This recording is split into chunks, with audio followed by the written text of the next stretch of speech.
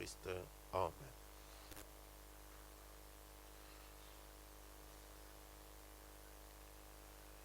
Je pense, je continue toujours avec notre message sur notre coutume.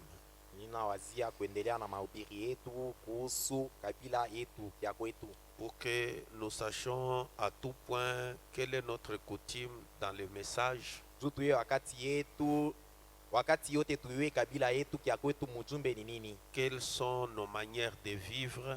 manamna yetu ya kuishi ni aje, Le christianisme chez nous est comment? bukristu bwetu bunikalaka je, Qu'est-ce qui fait la différence entre nous et les pentecôtistes? ni nini tofauti kati yetu na bampenta, Qu'est-ce qui fait la différence entre nous avec les postolos? achanisho kwetu na bali bapostolo.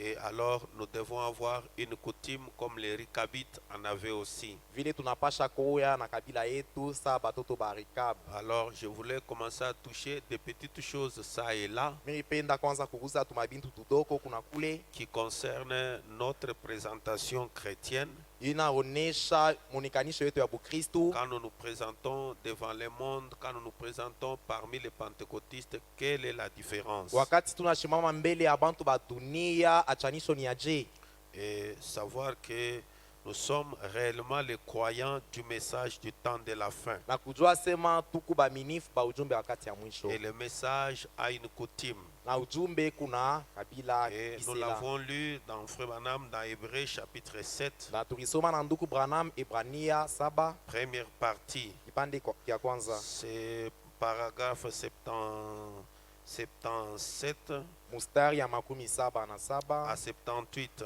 mpaka 77 Il na dit, comme je l'ai dit, anasema vile milisema, les vraies guerres se mènent et se font pour défendre des principes manvita ya byakweri inekalaka ya kukombania makanuni, et non pour de l'argent. haikalake njo ya makuta. Et les hommes et les femmes qui adhèrent à l'église Na bale banaume banaweke bale banangiaka mu makanisa entrent dans l'église banendaka mu kanisa pour être populaires njuu bakwe na kavumu, parce que les John en sont membres, njuu bale ba John baningiaka mu ile ou kanisa, qui changent d'église, wala bena badirisha kanisa quittent une petite église pour une plus grande. banachaka kanisa kaloko banenda mu ya Vous munene. le faites pour un motif égoïste. Munaifanishia vile njoo kuipendelea Et le tu, principe derrière cela n'est pas bon. na ile makanuni aina mzuri.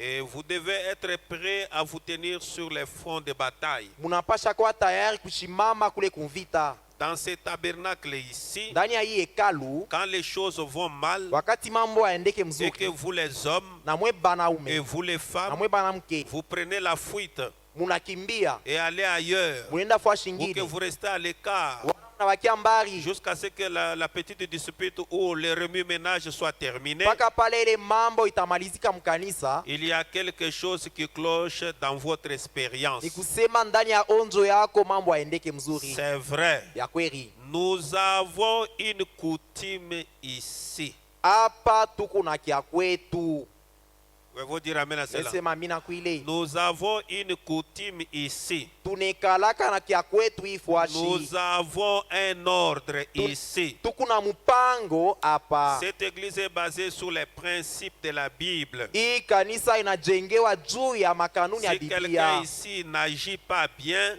Kama hii ngambo abatendi si mzuri, quelqu'un ici n'agit pas bien, kama muntu hapa shitende et mzuri, que vous pensez qu'il n'agit pas bien, na wewe unaona sema shitende mzuri, allez vers lui umwendee et parlez-lui.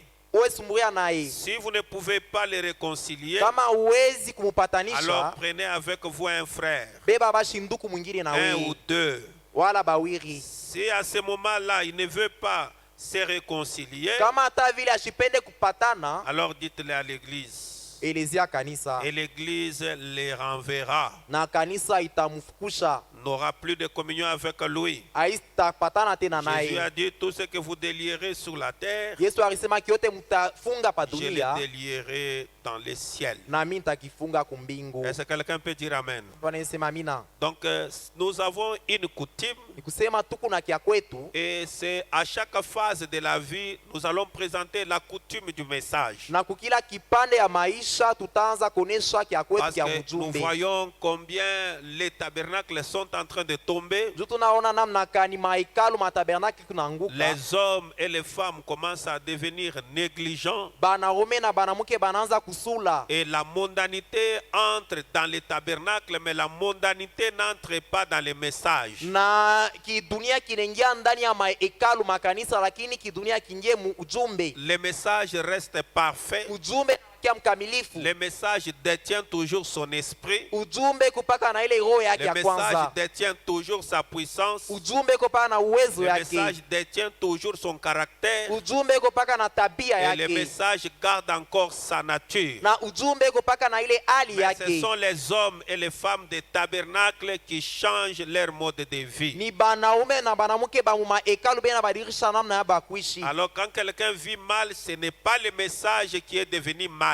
Kama mtu anaishi mubaya, aina ujumbe Ce inarabika. n'est pas frère Branham qui devient faux. Aina ndugu Branham anakuwa bya bongo. Non, c'est lui l'homme là des tabernacles qui est tombé. Ni yule mtu wa mu hekalu njo ananguka Et moya. c'est le tabernacle là qui est tombé. Na ile hekalu njo isha kuanguka. Et vous allez voir que dans les modes de coutume, il y a beaucoup d'écritures bibliques qui parlent de coutume. Na utaona sema mu makabila kuku maandiko mingi nasemezea Et makabila. nous allons y aller pas à pas. Na tutenda polepole. Et là où nous venons de lire, Na hapa tunatokea mkisoma. le dimanche, on avait parlé de Jérémie 35. Mshiku ya inga tulisemea Jeremie Il 35. s'agissait de la famille de Ricabit ou de Rekab, Ilikuwa jamaa ya Rekab. la famille de Jonadab, Jamaa ya Jonadab. où ils avaient placé une coutume de ne jamais construire en dur. Kule baripangaka kabila asema abastanza kuyenga na matafari. Et ils ne pouvons non plus boire des liqueurs ou du vin. Tena barisemaka basta kunywa vinyo wala Et pombe. le papa Jonadab était mort. Na baba Jonadab alikuwa Et shakufuaka. cette coutume-là s'est transmise de génération en Na génération. ile kabila iliendelea mu bizazi na bizazi. Comme nous avons dit que la coutume c'est un ensemble des usages ou des pratiques Vile tulisema kabila ni bisela bya mingi bashakuka pamoya. recommandées et acceptées par un peuple Bile banapatia mupango kwa taifa et fulani. qui traversent des générations. Na inatambuka bizazi. Donc des coutumes qui ont été acceptées par un peuple Na bisela binezi kuichikiwa na taifa et moya. qui ont été répétées plusieurs fois. Na banarudiria hapo mara C'est mingi. ce qu'on appelle coutume. Yole tunaita Ce sont des kabila. pratiques, Ni ce mabisela, sont des usages ni mabisela. qui sont pratiqués par un peuple donné. Ile bantu beko nafanya taifa mwa fulani. Et je vous avais parlé que les Sangas ont leurs coutumes, Na miri sema basanga beko na les kabila Tchokwe yabo. ont leurs coutumes, Bachoke be na les kabila yabo. Kassaïens ont leurs coutumes, Bakasaya be na kabila les yabo. Kivusiens ont leurs coutumes, Bakivusia be na les kabila yabo. Kambelembele ont leurs coutumes. Bakambelebele be na kabila Vous yabo. allez voir que chacun des tribus a des coutumes qui ne commencent pas d'aujourd'hui mais qui datent de longtemps. Utaona sema kila kabila beko na mabisela yabo ayanze leo inaanza tangu zamani. J'étais une fois avec les chefs coutumiers, ça fait 2 semaines avec les chefs coutumiers qui est ici, juste quand vous dépassez le pont, le village qui est là-bas. Apa ya kawia mirikuya na sultani wa ingambo imukini ku ingambo ina mbaki. Alors on lui posait des questions sur la coutume. Baanza kumuulizaka njoo mambo ya Non, nous lui kabila. posons, moi-même je lui posais des questions sur la coutume. Mimi mwamiri muuliza njoo ya kabila. Et il était en train de nous expliquer sur la coutume. Anza kutuonesha mambo ya kabila. Et il était en train de dire que chez nous ici, Anza kusema kwetu ku les enfants appartiennent à la femme. batoto banekalaka Et babibi. il disait que le nom est sacré. Anasema njina ya Alors nous takatifu. lui disons, chef, mais si un enfant grandit et qu'il dit que ce nom ici, je ne l'aime pas, je vais le changer. Tunasema wakati kama mtoto mwana anakomea anasema hii njina mimi sipende, mimi napenda Le nibadilishe. chef nous a dit que non, il ne peut pas changer ce nom-là parce que ce nom-là vient de nos ancêtres. Sultani anatujibu asema asiwezi kubadilisha ile njina, njuni njina bangambo Et yetu. ici, nous avons des coutumes. Na hapa tuko na makabila, On ne coupe pas les bois pendant la nuit. hatuwezi kukata muchi bushiku, Et on ne pile pas pendant la nuit. hawezi kutwanga sombe wala minji bushiku. Et en cas d'adultère, Na vile ni kumulimaji, en cas d'adultère, kama mtu anakuwa busharati, dit qu'à ce moment-là, ile wakati il dit que c'est l'homme qui part, qui laisse tous les enfants. mwanaume njo atenda atacha batoto Il dit bote. que ça, c'est notre coutume. Anasema njo kabila Il yetu. dit que si vous venez pour se marier ici chez nous, Anasema kama nakuwa kuoa kwetu et que nous te donnons, c'est la femme qui fixe la dot. mwanamke mwanjo ateka mari itakuwa Si ngapi? la fille a été gardée vierge, Comme- la femme fixe la dot. Kama binti alikuwa bikira, mamake njo atapanga Mais si mari. la fille a déjà perdu la virginité, c'est l'homme qui fixe la dot. Kama binti basha kumugusa ni baba njo ataweka mari.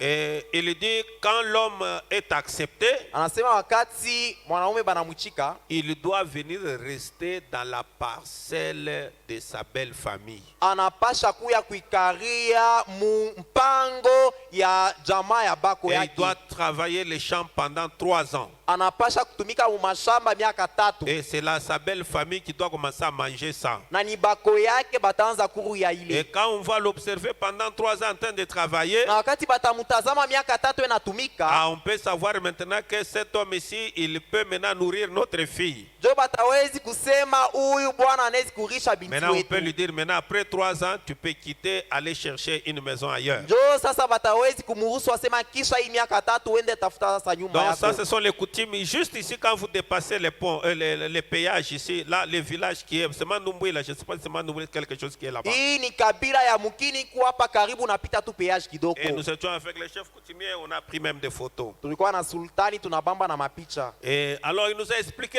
beaucoup de trucs. Alituelezea mambo mingi paka hapa Donc, à propos de la coutume. kuhusu kabila. Et nous aussi, dans les messages, nous avons des coutumes. Na she ndani ya ujumbe tu kuna makabila yetu. Maintenant, Laban ici avait aussi une coutume. Sasa hii alikuwa na yeye na bisela. Laban avait une coutume. Laban na yeye alikuwa na bisela Et yake. la coutume dans la famille de Laban, Na kabila mjamaa on Laban, ne peut pas marier la cadette ou la petite fille pendant qu'il y a des plus âgés qu'elle. abawezi koesha mtoto mwanamke wa mtoto dada shiaowela. Et c'est ainsi que Jacob avait aimé Rachel. Ndio vile Yakobo alipenda Rachel Et on lui a dit que tu vas faire les champs. na balimuelezea utarima mashamba. Et c'était 7 ans. Ilikuwa miaka Il 7. a travaillé 7 ans. Alitumika miaka Et 7. alors Laban, la soirée de lui remettre la femme, il a réuni tous les gens du village. Njo ile magharibi nene ya kumupatia bibi Labana anakusanyika batu bote bamkini. Et il prend maintenant Léa, il lui donne. Anabeba Lea Au anamkaburia lieu de lui Yakobo. remettre Rachel. Bafuasha kumupatia Et Rachel. quand Jacob est allé vers Léa, Wakati Yakobo aliendea Lea et le matin, asubuhi, il regarde, anaangalia tellement qu'il était dans la folie de l'amour, muvile alikuwa sha kulewa mapendo parce que dans leur coutume là, juu mukabila yabo on envoyait toujours la femme en mariage avec les cagoules comme ça. balianza kutuma mwanamke kundoa basho mufinika hivi, Elle était toujours comme ça. basho mufinika hivi, Et alors on fait des cérémonies. banafanya mamambo yote. Et alors l'homme pouvait prendre sa femme, il va avec elle. Mwanaume anamubeba nenda naye, Et alors c'est le petit matin, na asubuhi nenea Jacob se rend compte que la femme pour laquelle il avait travaillé n'est pas celle-là qui a passé une nuit avec lui. jo Yakobo anavumbula sema ule mwanamke alitumikia aina ule alilala Et naye. alors il est sorti, il est allé vite voir Laban, son beau-père. Anatoka nenda kumona Laban mko yake, Il lui dit, mais qu'est-ce que tu m'as fait? anasema unanitendea mambo gani? N'est-ce pas, j'ai travaillé 7 ans pour Rachel. Shimiri tumikia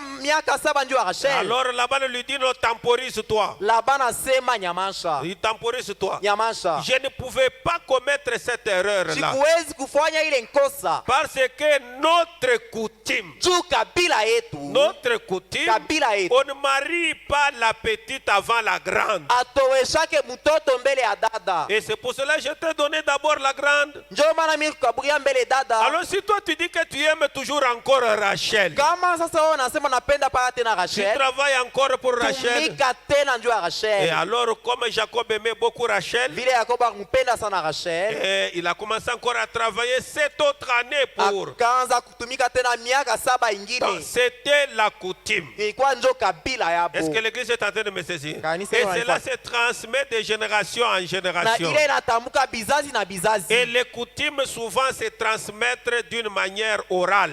Na kabila mambo ya kabila bisela bilendaka paka kukinywa C'est bena oneshana de kwa père en mashikio. fils. Baba anaelezea mtoto. Regarde ceci. Ona hivi mambo. C'est ainsi que dans la coutume de Laban, Ndio vile mkabila Laban, dans la coutume de Laban, mkabila Laban il y avait, c'est au mari, c'est la fille aînée et la puinée suit. barianza kuwa mbele dada njo muloko atafuata. Et dans le livre de Job, chapitre 1er, Na mukitabo ya Yobu ya kwanza on est en train de dire que Job aussi avait une coutume dans sa famille. beko nasema Yubu akuya tena na kisela mjamaa Donc il yake. avait une coutume. Alikuwa na Donc kabila. quelque chose qu'il avait à enseigner, à transmettre dans sa famille. Ile mambo alifundisha banze kuoneshana mkizazi C'est yake. Job chapitre 1er, Yubu sura le kwanza verset 5. mstari ya 5. Quand les jours de festin étaient passés, Wakati mashiku ya karamu ipita, j'ai dit bien que les coutumes, bisela ce sont les usages pratiqués ni ile mamambo bantu banafanyaka et benatenda acceptés par une communauté. na ile banechikia kuku bantu fulani munkunji Et ils en gardent et ils en font de génération en génération. na beko na bifanya mu bizazi na bizazi. Peut-être ce sont des histoires qu'on les fait peut-être après chaque 3 mois, Pengine ni mambo rezi kufua kisha miezi après chaque tatu, une année, kisha après mwaka chaque moya, 2 ans. kisha miaka Et mbili. vous allez voir même en Israël jusqu'à ce soir, il y a la fille de Jephthé qui est vénérée à une certaine date. Na utaona hata leo hii kule ku Israel kule mtoto binti wa Jephthé beko na mkaramia. La fille qui a été donnée comme un vœu par son propre père. Ule binti baritoaka sa sadaka kwa baba yake. Jephthé voulait se venger contre ses ennemis. Jephthé alipendaka kombana na badu yake. Alors il est allé demander à Dieu, il a prié. Anaenda komba Mungu Si tu me anasema, donnes la victoire sur mes ennemis, ukinipe ushindi kubadu yangu, quand je vais retourner de la victoire, wakati nitarudia kisha ushindi, la chose qui viendra me rencontrer en premier, kile kintu kitakuya kunipokelea kia kwanza, je te l'offrirai. mimi nitakutowea Et kio. lui n'avait qu'une seule fille. Na yeye kwa na binti moya Et mu maisha pendant qu'il yake. venait de la défaite, Wakati alitokea kule et il a kuvita, trouvé que c'était sa fille qui est venue l'embrasser. anakuta sema binti wake ndio anatoka Alors il a kumpokelea. pleuré, il a beaucoup regretté. Alilia na huzunika Et il sana. a dit à sa fille, Anaelezea binti je wake, t'avais déjà donné, j'avais déjà promis à Dieu que s'il me donne la victoire, la chose qui me croisera la première, c'est celle-là que j'offrirai. anasema mimi kwa nishakulaka Mungu asema kama nanipatia ushindi ule atatoka wa kwanza mimi nitamtowea kwake. Et alors tu es venu, tu m'as brisé le cœur. Wewe ndio unatoka wa kwanza unanivunja Alors la moyo. fille aussi a pleuré, elle dit, papa, qu'est-ce que tu peux faire? Tu avais déjà promis à Dieu. Binti na yeye analia anasema utafanya je ushakumulaka Mungu. Et alors il dit, alors tu me laisses aller d'abord me réjouir avec mes amis quelque part. Anamwelezea kumbi unyache mbele nyende nifurahi na barafiki yangu fashi fulani. Et alors après tu m'offriras. Kisha njoo utanitoa Et sasa. alors il est allé sur cette montagne-là, il s'est réjoui, il a pleuré sur sa virginité. Akaenda kule mulima akaria njoo bubikira Et yake. la Bible dit que jusqu'à ce jour, Biblia inasema mpaka kufika à une leo certaine date donnée, kuile tarehe toutes les moja filles d'Israël montent sur cette montagne pour aller festoyer la virginité de la fille de na Jephthé. kufikia mpaka leo batoto ba Israel banendaka kuile mulima Et kuria la bubikira bwa chose est mtoto wa restée une Jephthé. coutume jusqu'à ce soir. Ile mambo inabakia kabila kule mpaka kufika hapa Ce sont sasa. des pratiques, ce sont l'usage des peuples. Ni mabisela ile banafaka kwa batu. J'ai fait toutes ces histoires pour vous montrer que Ninasema hivi vyote ndio kimeonyesha sema réellement nous avons une coutume dans les messages. vya kweli ndani ya ujumbe tunekalaka na bisela Nous yetu. devons avoir une coutume et nous l'avons. Tunapasha kuya na kya kwetu na tuku Les nakyo. femmes doivent apparaître selon notre coutume. Banamuke banapasha konekana kufuatana na kya Les kwetu. hommes doivent apparaître selon notre coutume. Banaume baonekane kufuatana na kya kwetu. L'église doit agir selon la coutume. Kanisa itende mkabila yetu. Mais je sais une seule chose. Lakini nayo mambo moya. L'église est composée de 3 sortes de croyants. Kanisa iko na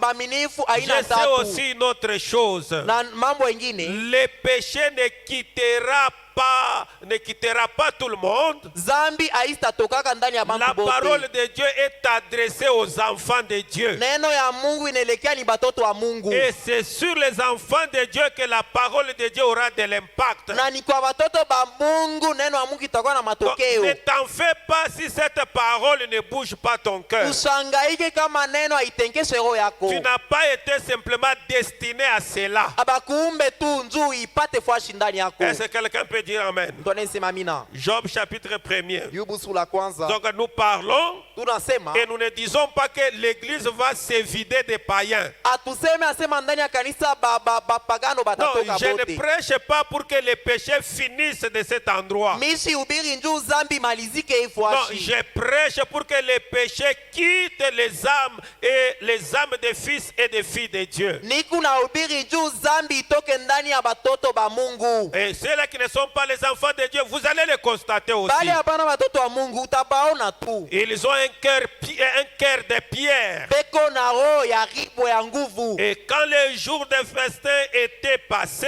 Wakati bashiku ya karamu ipita. Job a appelé et sanctifié ses enfants. Yubu alianza kuitaka batoto yake na Puis kubatakasa. il s'est levé de bon matin Kisha anza kulamuka et asubuhi. offrait pour chacun d'eux un holocauste. Naanza kutolea kila mtoto yake sadaka. Car Job disait, Tu Yubu anza semaka. peut-être mes enfants ont-ils péché Pengine batoto wangu baritenda zambi. et ont-ils offensé Dieu dans leur cœur. Pengine barikosea Mungu ndani ya roho yabo. C'est ainsi que Job avait coutume d'agir. Njo vile Yubu akuyaka na kisela kya kutenda. Amen, amen. C'est comme cela que Job avait l'habitude, la coutume de faire. Njo vile Yubu akuya na kisela na desturi ya kutenda. Il offrait des holocaustes qui Anza- sont des sacrifices brûlés. Alianza kubatoleaka masadaka Ses propres enfants. batoto yake Ce que pekee. nous ne faisons pas. Ile sha Nous ne tufanyake. prions jamais pour nos enfants. Atombeake batoto wetu. Parfois, nous n'avons même pas un parent, une maman, un papa faire même un colis, faire quelque chose, un don, aller offrir à Dieu pour cause de ses enfants. Saa ingine atone ata baba wala mama. Anaweka ako zawadi moya akaitowe njua batoto yake. Quelqu'un qui fait simplement un don à Dieu, il dit Seigneur, ça je l'offre pour mes enfants. Ule tu muntu anabeba zawadi anasema Bwana mimi nakuwa kutoa hii njua batoto yangu. Quelqu'un qui vient lui-même 30 minutes, une heure avant, il s'agenouille ici sur l'autel en train de prier, faire des sacrifices, des prières, des confessions uniquement pour ses propres enfants. Ule muntu anawezi kuya mbele ya wakati sana kutwanga magoti kumbele eko naombea tu batoto yake. L'amour maternel est devenu rare. Mapendo ya bumama inaanza L'amour kuisha. paternel est devenu Mapendo rare. ya baba inaanza Les kuisha. véritables parents sont devenus rares. Bazazi bakweri banakuya Les tena enfants baonekane. grandissent comme des poussins, Batoto benakomea sa batoto bankuku. en train de grandir comme ça. Benakomea tu mu ovyo. Aucune prière qui les protège. Hakuna hata maombi moya Aucun kubakinga. sacrifice qui les protège. Hakuna hata toleo ya Mais ce kubakinga. n'était pas ainsi avec Job. Abikikwe vile na Yubu. Job n'offrait pas simplement l'holocauste. Yubu kwanza kutoa paka sadaka Il tu. priait Anaanza kuomba et il tena. offrait. Kisha Il anatoa. priait Anaomba. et il offrait. Anatoa Il sadaka. priait Anaomba. et il offrait. Et Anatoa il se sadaka. disait, Anaanza kusema ndani peut-être yake. mes enfants, Pengine batoto wangu. s'ils n'ont pas péché visiblement, Kama watende zambi mais mkonekana. peut-être dans leur cœur. Pengine ndani ya moyo Ça, wabo. c'est très profond. Ni ya upana Peut-être kabisa. dans leur cœur, Pengine ndani dans yabo. leurs pensées, Mumawazo. ils peuvent avoir bronché. Pengine barianguka. Et à cause de cela, Na njua ile. il avait coutume d'offrir un sacrifice. Akuyaka na kisela kya kwanza kutoa sadaka. Nous avons combien d'enfants? Tukuna batoto Nous bangapi? avions combien d'années?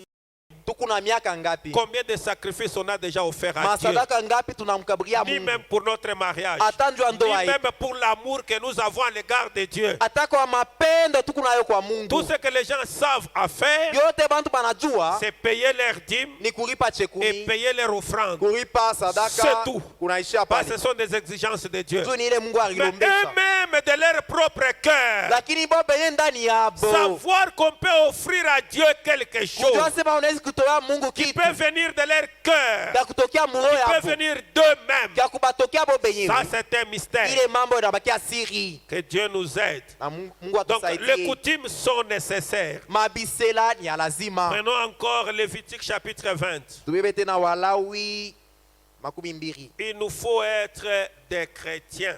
Inatupasha kuya ba Kristu. Et le christianisme a une coutume.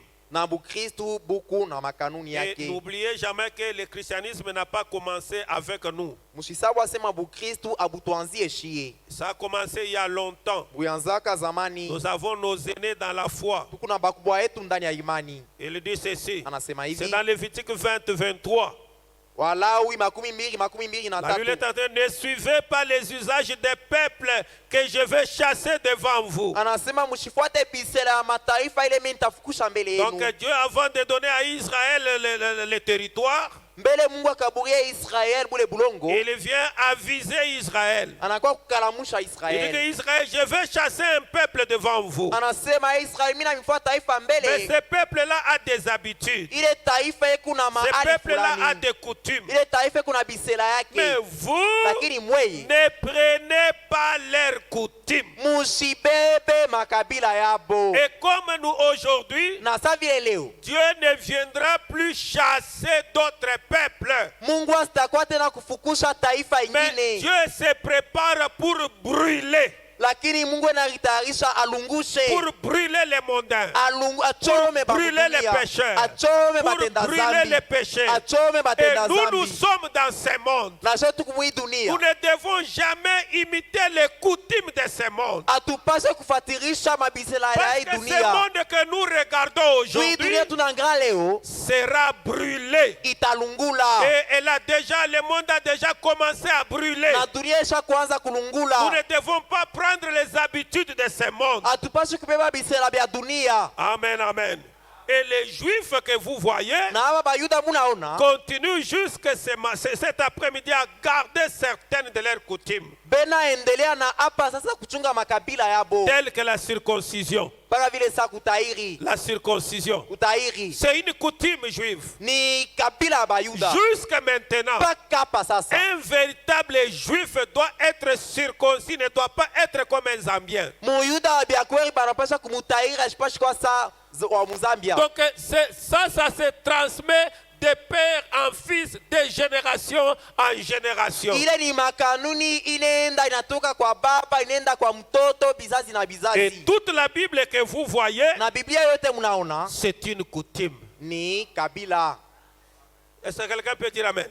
Toute la Bible que vous voyez, c'est une coutume. Biblia mzima mnaona ni bisela. C'est la coutume même de Dieu. Jo bisela yema ya Et Mungu. Dieu a transmis cela d'abord au premier peuple qui sont les Juifs. Na Mungu aipatia mbele taifa ya kwanza bayuda. Et il les a donnés au deuxième peuple qui sont les nations. Kisha nakaburia taifa ya pili bantu ba Et mataifa. cette Bible qui est une coutume, Na hii Biblia yenye kwa du bisela côté des Juifs, ngambo ya bayuda. elle reste encore, les coutumes restent sous forme symbolique, Bile bisela bikingari tu sama sous mifano. forme des ombres et des types, Bikusa bimvuri. et sous forme des énigmes. Mifano ya mafumbo. Est-ce que quelqu'un est en train de suivre? Mtu yuko Sous na forme fuata. des énigmes. Bikusa mafumbo. Parce que les Juifs, jusqu'à ce jour, ils ne croient pas dans le Nouveau Testament. Juba yuda paka leo abamini mwagano la Ils mupya. croient que dans l'Ancien Testament, Beko naamini tu agano la et kale. croyant de l'Ancien Testament, Na vile bena amini agano la ils kale. restent dans l'Ancienne Alliance, Banabakia mwagano ya qui kale. est l'expression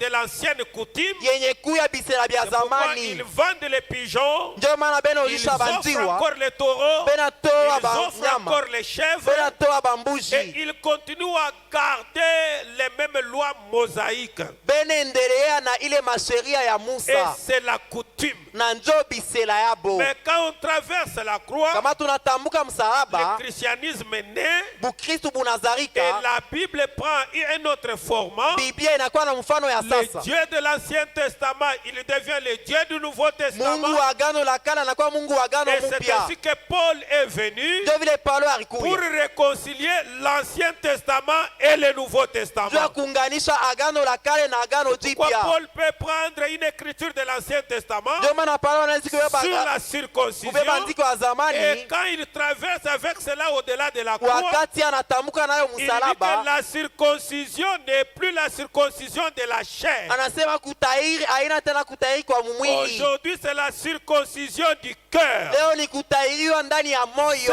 Cette coutume qui est charnelle chez les Kile Juifs, kisira kia ndani ya mwili elle kubakuda devient une coutume spirituelle aux gens des nations. inakuwa kisela kiroho ku bantu ba Donc mataifa. aujourd'hui, pour aller au ciel, Leo ndio kwenda kumbingu. même si vous n'êtes pas circoncis dans la chair, Hata utahiri ndani ya mwili, est-ce que vous saisissez? unanifuata Vous mzuri. n'allez pas dire que les Zambiens qui ne sont pas circoncis n'iront pas au ciel. Au utasema bale bazambia batahiri basi tenda kumbingu. Non, les Zambiens, même s'ils ne sont pas circoncis, Bazambia hata batahiri. la véritable circoncision aujourd'hui, Utahiri kwa kweli ce leo n'est pas dans la chair, haina mumwili. c'est dans le cœur de Ndani ya l'homme. moyo wa mtu. Amen, amen. Et bien là-bas, c'était une coutume à leur manière. Na kule kwa ni kabila yabo unamna yabo. Est-ce que quelqu'un peut dire amen à cela? Ndio sima mimi Je nakwile. vais lire quelque chose. Soma mambo Frère Madame dit fulani. ceci dans l'âge d'Éphèse, Dubarama anasema hivi mkizazi kia Efeso. paragraphe 148. Mstari ya 148 Suivez très bien, mes frères. Fuate mzuri banduku. J'aime que nous sachions qu'est-ce que nous croyons. Minapenda tuyue tunamini ndani ya Qu'est-ce que nous nini. ne tolérons pas. Ni nini atupendelee ibakie. Pas seulement dans ce bâtiment, Haina paka mais mwi chumba. qu'est-ce que les messages ne croient pas. Lakini ujumbe ni nini hayamini. Parce que dans ce bâtiment, il peut y avoir beaucoup de choses. Ndani ya hiki nyumba ku bitu bingi. Malgré je prêche, Hata mina il peut y ubi. avoir toujours une femme têtue, un homme têtu qui ne changera pas. Kunawezi kuwa paka mwanaume wala mwanamke ya kichwa nguvu hashezi kubadilika. Est-ce que vous me saisissez? Unanifuata. Mais le message, lui, Lakini ujumbe hiyo garde encore sa puissance. kupaka na uwezo yake. Il dit, paragraphe 148, Mstari ya 148 il est temps que les églises se répandent. ni wakati makanisa itubu. Il est temps que les pentecôtistes écartent de chair un bon nombre de ces petits brillants érudits. Ni wakati bampenta batoshe kumimbari bale bantu bakujifunza sana. Pour y mettre des prédicateurs à l'ancienne mode qui vous diront la vérité. Baweke kumimbari bahubiri bakubiri namna ya zamani bale bakusema bya kweli. C'est le moment, c'est le temps Wakati nenea de sasa. chasser des prédicateurs qui ont simplement la connaissance dans leur tête. Kufukusha bahubiri bakujua tu mukichwa. Mais de prendre des prédicateurs qui peuvent dire la vérité en face comme Bakubeba ça devant les bahubiri gens. bakusema bya kweli benangariana hivi. Il dit ceci. Anasema hivi. Des prédicateurs à l'ancienne mode Bahubiri ba qui zamani vous diront la vérité. bakusema bya kweli. Non pas ceux qui vous tapotent Hapana bale bena mibembelesha ako. et utilisent l'église pour avoir leur bon repas. Na bena tumikisha kanisa bapate bya kuya bizuri. Oh, je ne peux pas attaquer tel Siwezi kushambulia Je peux pas mtu attaquer fulani. le péché Tutasemea bibaya bya parce que fulani. le péché là est allé loger dans l'homme riche de l'église. Juu ile zambi iku ndani ya ule mtu wa makuta Le péché est mkanisa. allé loger dans le grand homme donateur de l'église. Na inaenda kuikala ndani ya ule anakabulaka Non, mkanisa. un bon prédicateur, il ne vit pas comme ça. Mhubiri mzuri hasiwezi kuishi Il vile. regarde la volonté de son maître et il attaque les péchés et non les pécheurs. Enangaria mapenzi ya baba yake, enasema bibaya bya zambi, hapana bibaya bya mtenda Est-ce que vous zambi. êtes en train de me saisir? Unanifuata? Nous sommes ici pour attaquer les péchés et non les pécheurs. Tuko hapa tunasemea bibaya zambi, hapana mtenda Et zambi. quand vous prenez simplement les péchés qui est là, vous les mettez à côté, Ukibebe tu zambi kupale uneka vous allez pembeni. remarquer que tout ce que nous allons dire ne va pas blesser votre cœur. Utaona sema kile tutaanza kusema kitaanza Et ce qui kukumiza. vous gêne, Na kile kika c'est parce nakuji, que la chose là est en ni vous. juu kile kitu kiko ndani yako. Et alors vous l'interprétez très Ndio mal. unaifasiria Et vous mubaya. pensez qu'on vous attaque à vous. Unawazia sema tuna kusemea we bibaya. Non, on ne t'attaque pas toi. Atukusemea bibaya we. Amen, amen. Mais nous attaquons le mal qui a tendance à ronger ta vie. Tunasemea bibaya kile kibaya kinapenda kukua Mais maisha 5 yako. minutes avant ta mort, tu donneras raison à la parole. Madakika kidogo mbele ukufe utapatia sheria sauti ya Mungu. Est-ce que quelqu'un peut dire amen à cela? Mtu anasema amina Tu kile. donneras raison toujours à la parole. Utapatiaka sheria sauti ya Mungu kila Non mara. pas ceux qui vous tapotent et utilisent l'église pour avoir leur bon repas. Hapana mtu akukubembelesha na kutumisha kanisa ndio kupata vyakula Des yake. gros salaires Na malipo mnene. et des choses de ce genre. Na bitu bya vile. La psychologie, Bintu bya mkichwa. des courses de chevaux, Ile makursi ya magombe. les PMI, les gens qui jouent les PMI, des courses de chevaux mamichezo ya mapembe ile et des soupers de bienfaisance. na byakuya bya kuikrea mzuri. Hein, les gens, c'est surtout à qui nous qu'on les fait les likelembe. Les gens peuvent réunir à manger, et puis un jour, ils disent que nous allons aller manger chez Maman Judith. Zaidi sa Et kichwa bantu après banesi encore banika pamoja 2 mois, on va byakuya dire non, non, banasema nous irons chez Maman Priscille. utenda kuya kwa mama Et Priscille là, kwa mama il Judith tue la chèvre, et banaua il mbuzi invite les gens là. banaita bantu Et pale ils font comme ça, et c'est là dans un groupe. banafua vile bukinkunji Et les gens aiment ce genre de choses dans les bantu églises. banapendaka bya vile. Et c'est le moment de revenir à l'évangile. Ni wakati ya kurudia kuinjili. Peu importe que vous soyez peu nombreux. Hata kama munaweza kuwa bantu kidogo. Là où 2 ou 3 sont assemblés, pale bawili wala batatu banakusanyika, je serai parmi eux. mimi nitakuwa kati yabo. Amen, amen, amen. Amen. Là où 2 ou 3 sont rassemblés, Pale bawili wala batatu batakusanyika, je serai parmi eux. nitakuwa kati yabo. Amen, amen. Parfois, quand les églises deviennent grandes Sangile wakati makanisa yanakuwa munene et qu'il y a beaucoup d'argent qui entre dans l'église, na mafuta mingi inaanza et kuingia c'est mkanisa. madame même qui le dit. Ndugu bwana mjo anasema Il dit vile. que quand l'église commence à être bénie fortement, financièrement, Anasema wakati kanisa inaanza kupata mabaraka ya mingi ya vous allez kipesa, remarquer que la partie spirituelle régresse. utaona sema kile kipande kia kiroho kinaanza kushuka. Même le pasteur lui-même, quand il a maintenant beaucoup d'argent, il devient un grand orgueilleux. Hata pastor yeye kama anakuwa na makuta mingi anakuwa kiburi Il mingi. ne veut pas écouter. Ashipende tena Il bamuoneshe n'écoute mambo. plus les conseils. Ashipende tena Parce qu'il shauri. a des véhicules, il a des maisons, il y a des dollars en Anapata poche. manyumba, anapata magari na vyote. Cela arrive. Binafikaka. C'est bien quand je condamne ça aujourd'hui. Ni mzuri wakati na bishambulia leo. Mais que j'attende d'abord que Dieu vous bénisse, que vous me donnez beaucoup d'argent. Je verrai d'abord ce que je serai aussi ces jours-là. Tuchunge mbele Mungu amibariki munikaburie makuta mingi tone vile mimi nitakuyaka na Quand vous nini. allez me dire bonjour pasteur, Pale utaanza kusema jambo et moi pasteur. je fais seulement comme ça bonjour. Mimi nafua tu jambo. Pasteur, on a besoin de toi. Jo tukula na we. Allez voir les diacres. Mwende wone tu bashemazi. Qu'on attende d'abord nous tous. Tuchunge tu tuza. Frère Branham dit Ndugu Branham que anasema la bénédiction matérielle souvent affaiblit la partie spirituelle. baraka ya bintu inafanyaka kiroho kinakuwa chini. Mais même, pas simplement pour nous, hein. Hapana paka kwetu. Même vous tous. Hata mwe bote. Ici, je vous vois, vous êtes gentils. Hapana miangamu ku bantu bapole. Vous êtes toujours à côté de votre femme. Pembeni kila mtu wa bibi Tu es yake. toujours madame. Pa Oh, mpendwa. madame. Eh Vous mpendwa. êtes là très bien. madame. Toujours madame. Uko pale madame. Parce que makuta nyako nda kupeleka kwa hotel, tu n'en as pas. Tu n'as pas encore l'argent à kwenda nayo kule Et kote. l'argent même de donner à une prostituée, tu n'en Makuta as pas. kuaburia kaba uyapata Parce que hayo. tu as des souliers là que tu as, Kuna bile bilato nabyo avec la chemise que tu as. na ile sheti C'est yako. difficile que les prostituées d'abord t'acceptent. Biku mbele nguvu kaba kuchike Et mbele. attends maintenant. Sasa chunga. Attendons d'abord nous tous. She tuchunge tu. Que le Seigneur Bwana fasse d'abord comme ça, akufanye tu hivi akupatie qu'il kakitu. jette même dans cette église jusqu'à 300 000 $. Atupe tu mwi kanisa hata 300 000 $. Et que nous partageons nous tous, chacun a peut-être 80 000, même 30 000. Tukabulane kila mtu hata 30 000. Quelqu'un va les balayer avec le capital de 2 000 $. Mtu Quelqu'un va akuzisha les na prendre avec le kapitali ya capital de 2000 600 makala $. tu ya 600 $. Nous allons nous regarder dans les Jo yeux. tutangariana mzuri Nous allons tujuane. voir qui était chrétien et qui ne l'a jamais été. Jo tutavumbulaka mukristo alikuwa ni nani. Quand Dieu va vous élever, Wakati Mungu vous atakulamusha commencez à assister à de grandes réunions. unaanza kuangalia mkusanyiko Là où il y a minene des généraux, pale peko là où il y a les présidents, peko ba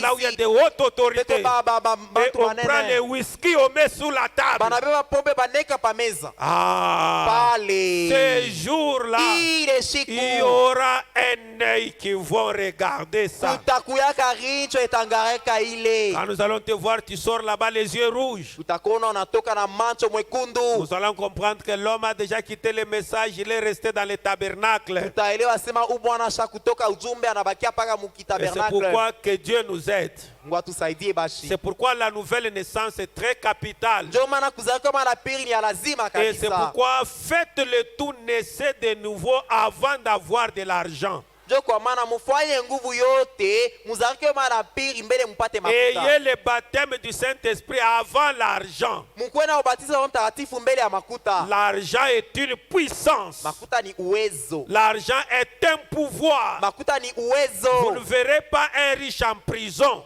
ausitaonaka mtu wa makuta bashomufunga même s'il viole maintenant même, ata anabaka hapa sasa il ne restera pas en prison asitakawia mule mgereza comme un pauvre. sa maskini.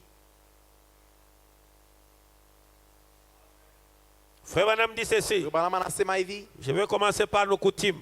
tanzia kwa makabila Dans le ya message, la Israeli, dédicace d'une église. ndani ya ujumbe gombea kanisa, La dédicace d'une église.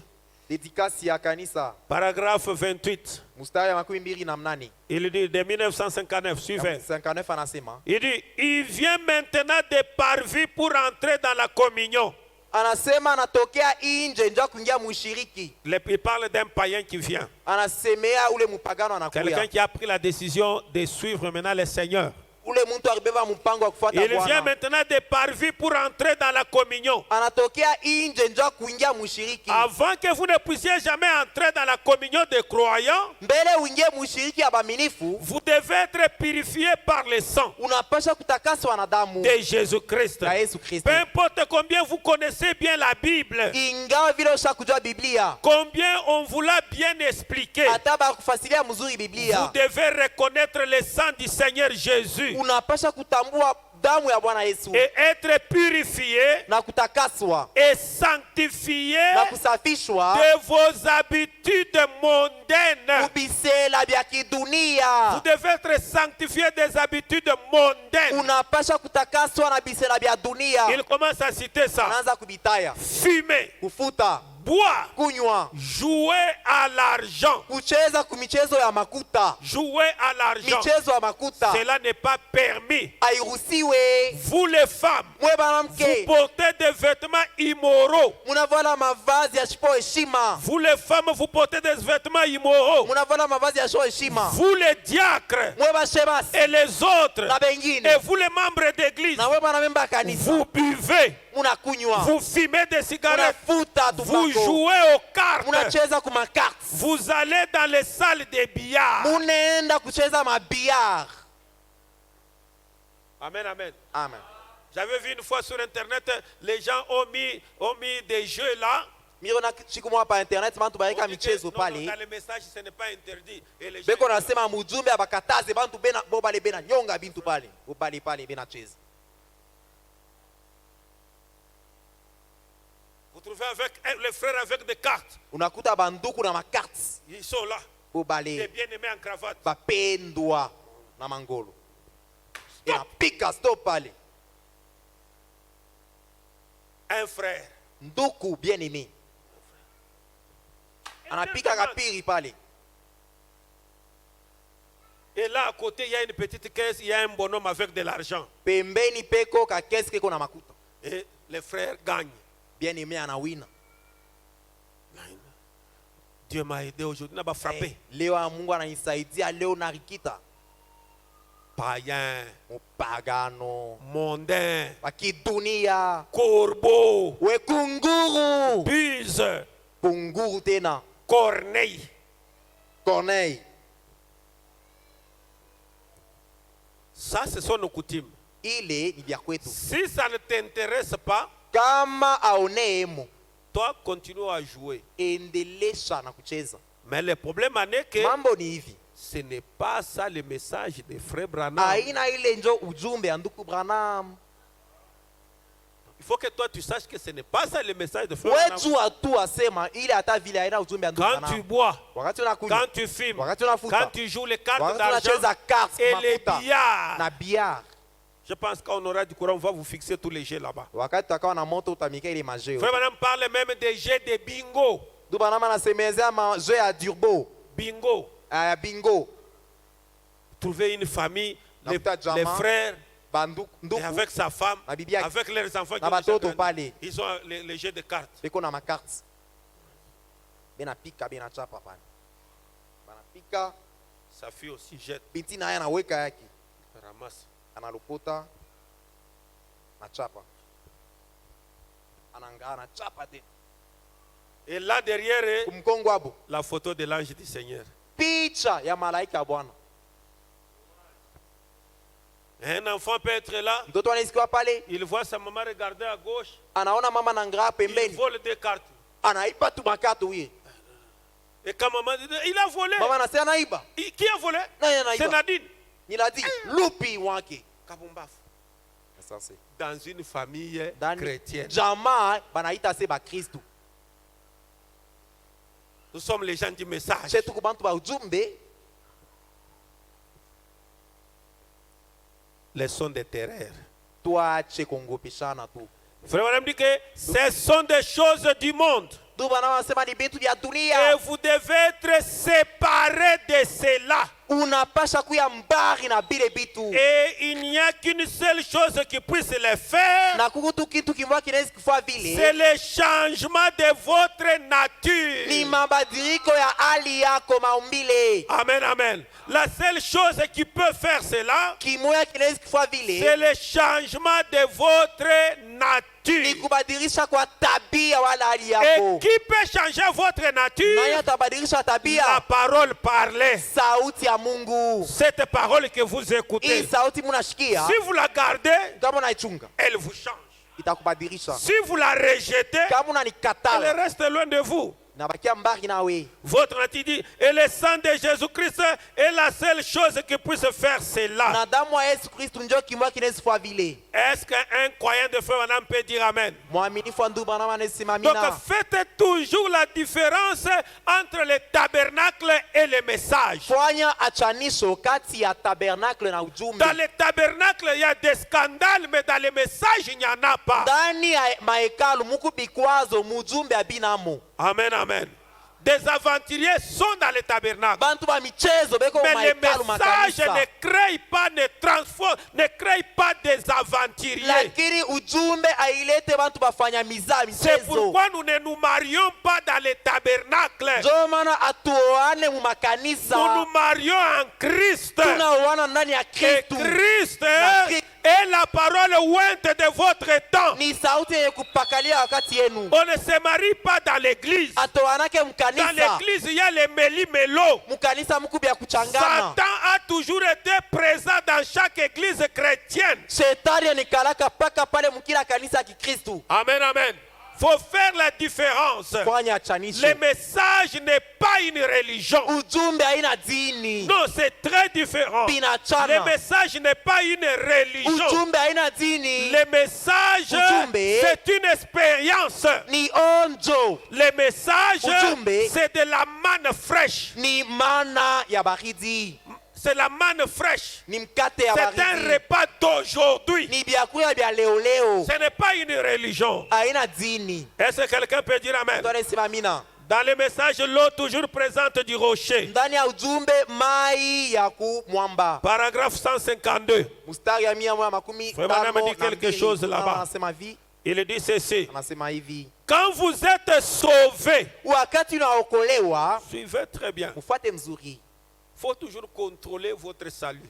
Mwanze kuangarisha wokovu yenu.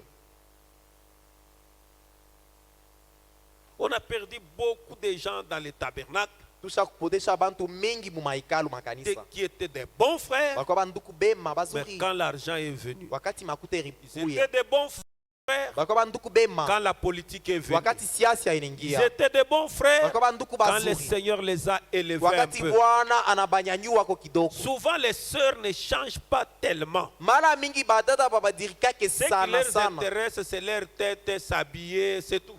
Kile kinabangaisha ni kuvoala, kutengeneza nywele na vingine. Mais nous, nous allons plus loin. She ndio tunaendaka mbari.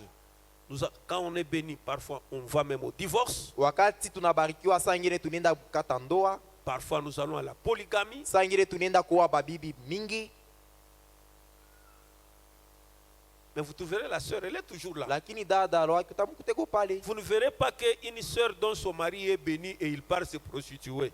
Au sitaona zaidi dada ashakubarikiwa anaenda kusharatika. Comme son mari devient béni, Vile bwanake ça anabarikiwa, la donne l'occasion de commencer à faire entrer des hommes. inampatia bati anze kuingisha banaume. Non, ça ne se fait pas. abikala keko. Mais chez nous les hommes, Lakini kwetu banaume. vous savez, à un moment donné, Na wakati même quand nous levons nos mains là, hata wakati tunamshika oh mikono. Dieu de Branham, Mungu. est-ce que tu ne peux pas bénir? Hawezi Oh kubariki. Dieu de Mungu Branham. À un Abraham. moment donné, Dieu reste silencieux. Sakile Mungu elekala À un moment kimya. donné, Dieu ne réagit pas. Sakile Mungu ashijibu. Il regarde seulement notre nature. Ananga tu hali Il yetu. regarde ce que nous serons avec l'argent. Anaona kile Dieu tutageuka na makuta. comprend que l'état dans lequel nous sommes aujourd'hui semble être meilleur que quand nous avons beaucoup Anaona d'argent. sema hali yetu ya leo itakuwa mzuri kushindia wakati tutakuwa na makuta mingi.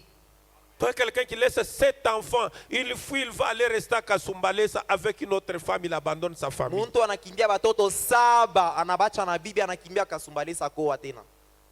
Pourquoi? Jua nini? Parce qu'il a trouvé une femme chétive là. Jua alipata kabibi kafupi pale. Que Dieu nous aide. Mungu atusaidie. Il dit, Anasema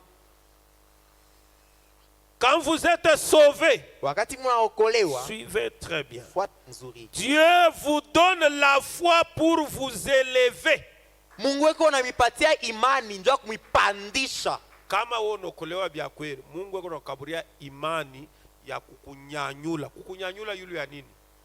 Pour vous élever, Njoo kukunyanyua, sortir de la saleté de la terre. kukutosha pa buchafu bwa pa dunia. Votre foi triomphe des choses du monde. Imani yako inapata ushindi pa bintu vya dunia. Qu'est-ce que c'est votre foi? Imani yako ni nini? Votre foi dans cet acte que Dieu a fait en vous Imani yako mwile tendo Mungu akutendea pour faire de vous un fils de Dieu. juu kuye mtoto wa Mungu. Suivez. Mfuate. Vous cessez de mentir. Utacha kulanda. Combien de gens mentent ici? Bantu bangapi beko naendelea kulanda? Et 80% des femmes trompent. Na kipande kia mingi kia banamuke kinalandaka Et sans réfléchir. bila hata kuwaza mara mbili. Buza. Non, atakupika mpaka hiyo na kuangalia. Mensonge ni hivi paka pale ashiwazi hata. Afu inani afanya. Bisha kuya mara moya. Mais afu nani? Au yaisha isha kuya. Maintenant nani la nani? Isha kuya paka pale. Buza. Et on vous regarde dans les yeux. Ena kuanga mumancho tena. Madame dit que Bwana anasema la femme est l'être qui trompe trop, mwanamke njo kiumbe kinalandaka sana qu'on la trompe trop. na tena banezi kumulanda sana. Vous pouvez dire à une femme, je te donnerai la lune, elle croira. Unaweza kumweleza mwanamke nitakuja mwezi ataamini Que lwake. je vais te donner 2000 francs pour acheter les babouches, elle ne croit pas. Unamwelezea atakupatia 2000 uze mapapa anakatala kwa mimi. Mais vous lui promettez les impossibles, elle croit. Lakini unaonyesha bila amini anichikia. Et c'est leur nature. Njo aliabo vini. Vous cessez de mentir. Unaacha kulanda. Vous cessez de voler. Unaacha kuiba. Dites amen. Sema amina. Vous cessez de boire. Unaacha kunywa. Parce que votre foi vous élève au-dessus de cela. Juu imani yako inakunyanyua juu ya bile Quand vyote. un homme croit Wakati mtu anaamini dans l'œuvre qui a été faite pour le salut de son âme, ndani ya ile kazi barifanya ndio cela wokovu lui yake, donne la capacité de vivre au-dessus du péché, inampatia uwezo wa kuishi yule ya au-dessus dhambi, de l'alcool, yule ya pombe, au-dessus du mensonge, yule ya bongo, au-dessus du vol. yule ya bwizi. Combien de voleurs sont ici? Bamwizi bangapi tuko nabo hapa? Des voleurs super. Bamwizi tu bamastajabu, Donc des bayulu. voleurs qui ont déjà laissé dépasser l'état de voler des hommes et ils volent même Dieu. Bamwizi basha kupita bamwizi ba mubantu bako naiba na Mungu, ba Donc professionnel. déjà des professionnels. Bantu basha kubijua sana. Ils savent contourner les clôtures du ciel Bana et les anges kuzunguluka ngambo na et voler ngambo. même au ciel. Kuiba hata kumbingu Des kufungula. audacieux sans peur. Bale bantu bari kama bila boka. Des grands voleurs. Bamwizi Des bakubwa. voleurs célestes. Bamwizi bakimbingu. Que Dieu nous aide. Mungu atusaidie. Mais quand quelqu'un croit à son salut sincèrement, Lakini wakati mtu anaamini ndani ya wokovu yake na roho yake yote, comprenez que mwelewe asema Dieu lui donne cette capacité. Mungu yako kukaburia ile uwezo il vous élève. inakunyanyua. Mais quand votre vie Wakati maisha yako n'évolue pas, aiende mbele, les mêmes choses bintu bimwa bimwa accompagnent votre vie. binapeleka maisha yako, Une année, 2 mwaka ans, inapita, miaka mbili, même un fruit, hakuna hata qui reste, tunda même un moya, fruit hata tunda moya, qui reste longtemps au rayon solaire. hata kama tunda inabakia inakaa sana Ça kuyua, change, non? inabadirika kako, Ça change, non? inabadirika Ça kile se tunda, transforme. itabadirika. Mais maintenant, toi, Sasa we des années, miaka na miaka tu ne changes pas, hawabadiriki, mais tu es au rayon solaire. lakini yua haikupaka na kuangazia. Non, Hapana, quelque chose ne va pas. mambo mwa endeke. Dans les messages, l'âge d'église d'Éphèse, Ndani ya ujumbe kizazi kya kanisa Efeso, l'âge d'église d'Éphèse, kizazi ya kanisa Efeso, madame dit ceci dans le paragraphe 145. mustari 145 na Vous jetez l'opprobre sous la cause de Christ. mweye munafanya aya ku mambo ya Kristu. N'est-ce pas la vérité? Aina bya kweli, N'est-ce pas ce que nous faisons? shinjo vile Ce tunatendaka. ne sont pas les trafiquants d'alcool, Aina bale bakuzisha pombe, des contrebandes qui font du mal à l'église. aina bale bajambazi bakufa bibaya ku kanisa.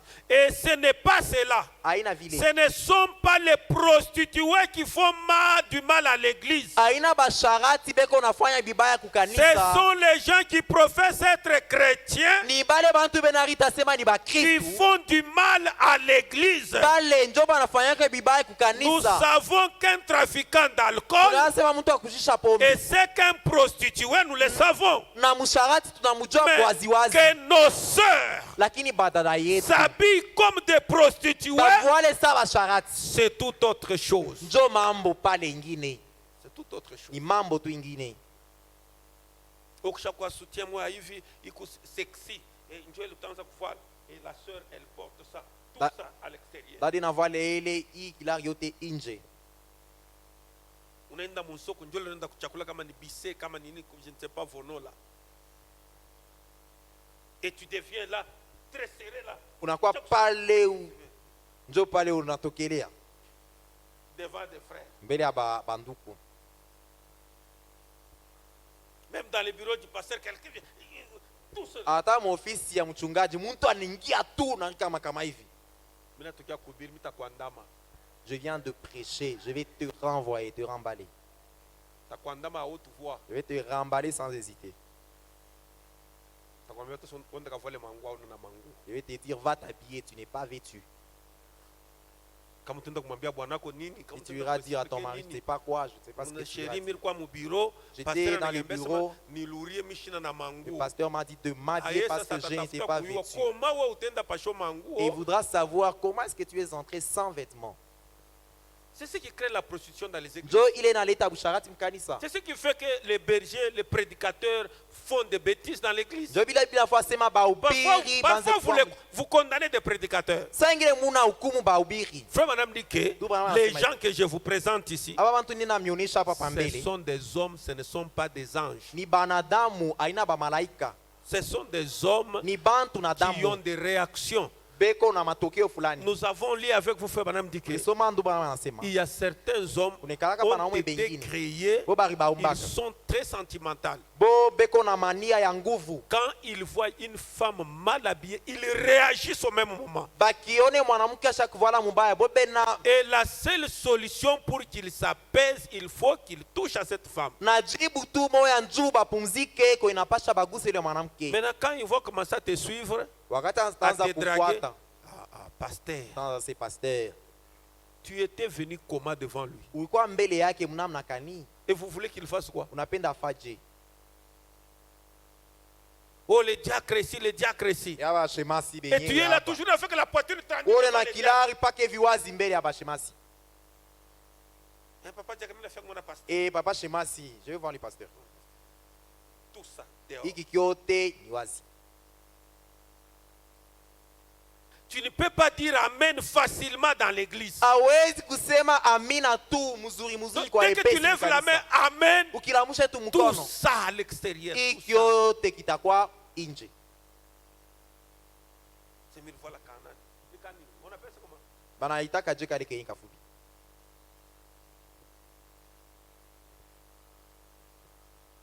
Kangua, kangua, shakavua, kasha kumulamata, kasha un petit vêtement serré jusqu'à ce niveau. Maintenant, on prêche la parole. Je vais na ubiri. Anjo ase alléluia na pike hivi.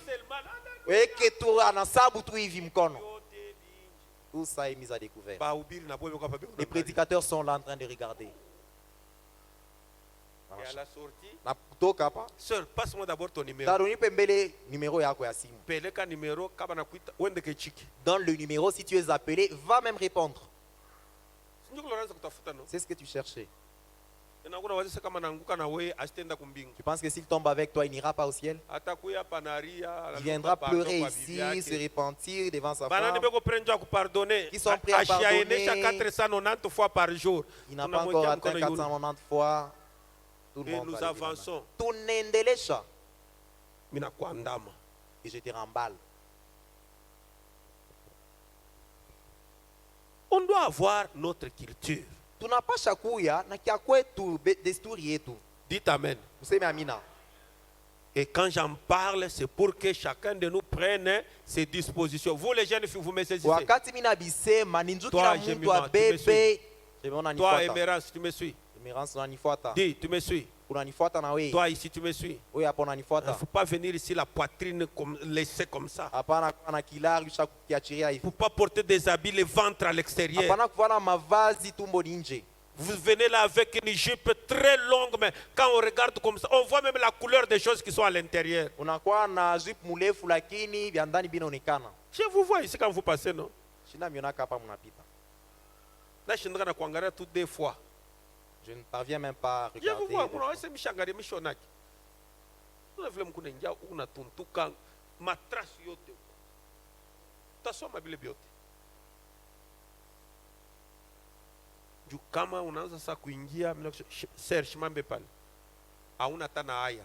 Bwana kasha kuikala. Juu pale utatoka kama utashanje kanisa, shina ta kule. Shina ta kule. Kwa njoo chakula message no. Aba bwana bote beko mbanje kuangalia paka wewe. Hakuna tena namna kama unaanza kutoka nje, hakuna namna. Bantu bote batatosha mancho kukushare, bananja kuangalia vile kunatoka. Kama benjago banamuke benye banashikia haya. Sasa shie banomi. Aina pa kushikia haya na kumwambia. Namwambia kutata shimama ingua hii. Na hii majipu mnanze mashuku ya mipila.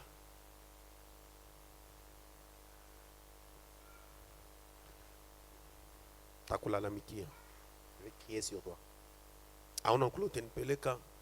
Tu vas m'amener Mimi nulle pauvre wa kichwa nguvu. Je suis têtu. Ce ne sont pas les trafiquants d'alcool. Aina Ce bale sont les bakusha gens qui mapombe. professent être chrétiens Bale bantu bena sema ni ba Kristo. et qui font du mal à l'église. Bena Nous ushi savons kanisa. que c'est un trafiquant d'alcool. Tunasema ule ni wakusha pombe. C'est une prostituée. Ye ni musharati. Mais quand nos sœurs s'habillent comme des prostituées, Wakati badada yetu bena vala c'est sa toute basharati. autre chose. Pale njo mambo ingine. C'est cela qui fait du mal à l'église. Njo ile nakosea kanisa. Lorsqu'un homme boit comme un trafiquant d'alcool, Wakati muntu eko unakunywa sawa kuzisha yenye c'est mapombe. cela qui fait du mal à l'église. Njo ile inakosea kanisa. Bon, nous, on a connu tout le monde. Je bois un tout petit peu, il n'est pas dit que je. Vous, les frères motards, Oui, vous en avez banduku ba souvent mamoto. l'habitude. Muku na kisela kile. Ils prétendent être des chrétiens, Bena riwazia kwa ba Kristo. ils font cela. Bena fwa bile. Les gens regardent comment vous portez ces noms de chrétiens. Bantu bena nga vile unarivika ile njina bu Kristo. Quiconque prononce le nom du Seigneur, qu'il s'éloigne de l'iniquité, éloignez-vous-en. Ule yote nataya njina ya Bwana ende mbari na uovu ende mbari. Dites amen. C'est mamina. Quand vous professez être chrétien, allez loin du mal. Wakati unakiri asema uko mukristo uende mbari na kibaya. Quand vous organisez une fête chez vous, Wakati faites unatengeneza une fête chrétienne, wakati unatengeneza karamu wala feti kwako. même Fanya vous karamu ya qui Bukristo. pensez vous marier, Hata vous mwe munawazia commencez à ko nous faire du mal. Vous commencez à nous faire du mal. munaanza kutumiza. Apprenez à vos familles là que vous êtes des chrétiens. Mufundishe kwa ile majama yenu asema muku ba Kristo. Donc vous amenez vos frères païens, ils les amènent dans des sacs de l'alcool et du whisky dans la salle de fête. Munaleta bantu kwenu ba pagano, bena leta mampombe pombe mu mifuko. Et quand on met les musiques de l'Ifoko, vos frères païens là, ils font des problèmes à des frères. Bakieke tu muziki ya lifoko bale banduku yenu bapagano bananza kuleta mamambo kwa banduku. Regardez les fêtes maintenant actuellement dans les messages. Muone sasa makaramu mjume sasa. C'est une honte. Na kwa haya. Vous pouvez être là, où vous avez les sucrés. Quand vous entrez dans la salle, vous voyez que les sucrés. À un moment donné, là, vous allez voir simplement whisky sur cette table. Tembo sur cette table. Simba sur cette table. Taille sur cette table. Dans une fête chrétienne, vous n'arrivez même pas à convaincre vos familles que vous êtes des chrétiens. Dites-le que si vous avez besoin de l'alcool, organisons des fêtes. Vous me laissez faire ma fête chrétienne. Quand je vais terminer, je viendrai aussi assister à votre fête païenne. Nous n'avons pas de nerfs pour le dire à nos propres frères. Et nous nous disons d'abord, pasteur, non, c'est ça l'image de ce que tu es, non? Dites Amen. Que Dieu nous aide. Amen, Amen. Que Dieu nous aide. Sinon, à tout est néana kumbingu. Nous ne serons pas complets au ciel. Nous allons arriver en train de nous entrechercher. Ephraim est où? Ephraim en petit à Casse est où? Et Dieu où? Faustin est où? Et nous allons nous entrechercher. Aujourd'hui, nous paraissons tous comme des malins. Vous allez, vous prenez, vous allez dans une chambre d'hôtel, vous vous soulagez, vous êtes là calme. C'est bien. C'est bien, mais tu ne tromperas jamais ta conscience. Frère Branham dit ceci. Amen, amen. Dans les messages, entend sa voix de 1958-69, il dit, comme je l'ai dit il y a quelques jours, alors que je venais à l'église, j'ai branché la radio et j'ai entendu un programme de Louisville où il disait qu'ils enseignaient dans leurs églises à leurs enfants à boire modérément. Bashanze kuna beko napitisha bashilewe banze kuna tu kia heshima kuna kwa heshima ni kusema unakuna njoo shanze kutenga unakuna tu kaver kamoya au mnabeba chupa moja mnakuna bantu 4 amuta leo et on enseigne cela dans l'église. Et frère Branham suivait cela à la radio. Les rendre modernes afin qu'ils ne fassent pas d'excès. Oh, ils ont besoin de leur enseigner Christ, pas à boire. Suivez, cela va démolir. L'alcool va démolir. Ça démolit la famille. Ça démolit le peuple. Cela va démolir. Cela va ruiner. L'alcool va ruiner. Et va damer n'importe quel foyer. Itaua famille yoyote mule bantu bananja kuna mpombele famille naanza kuwa na tendance ya kujimika. Cela va damer toute une famille. Il dit, comment la voix de Dieu pourrait-elle parler dans une famille qui est à moitié ivre de whisky?